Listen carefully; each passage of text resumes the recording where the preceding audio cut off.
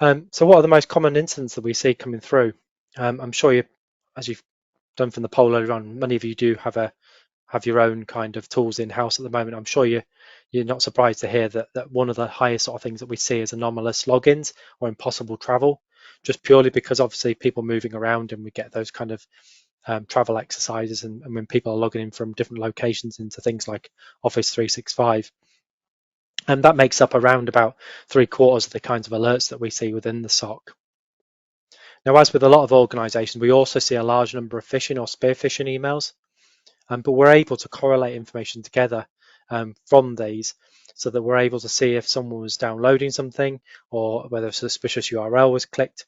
And then if we tie that in with a suspicious login after that event, then we've got a pattern of activity that we can work from, and it's in a whole chain that we can see. Now, one of the biggest trends that we are seeing, I'm sure many of you have seen the similar sort of thing, is around QR-based phishing or quishing. It's one of the worst words in IT, I swear. But typically, that's where a threat actor will send one email, similar like phishing emails, and try and direct a user to a fake page. Now, the idea is that they're trying to get the user to pop in their login credentials so they can capture those. Now, the threat actor will then send a second email similar to the first to the user, but they're actually asking the user to confirm their MFA.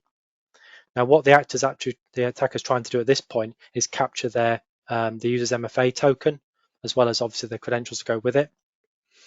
So it's basically an adversary in the middle attack, as you can see on the screen there.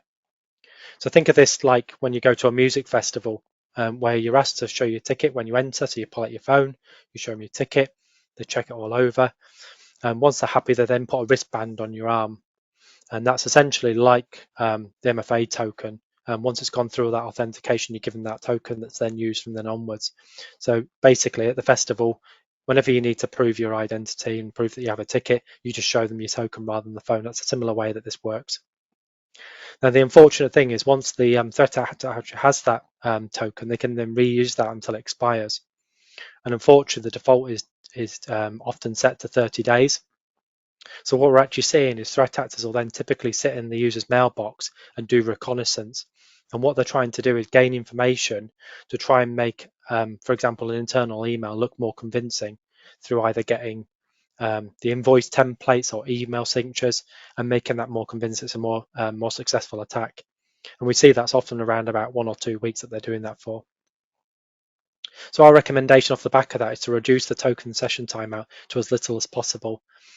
This can be very individual depending on organizations because obviously you've got to really balance things out against functionality, against security. But we definitely recommend to set that at most of a week and at best 24 hours if possible.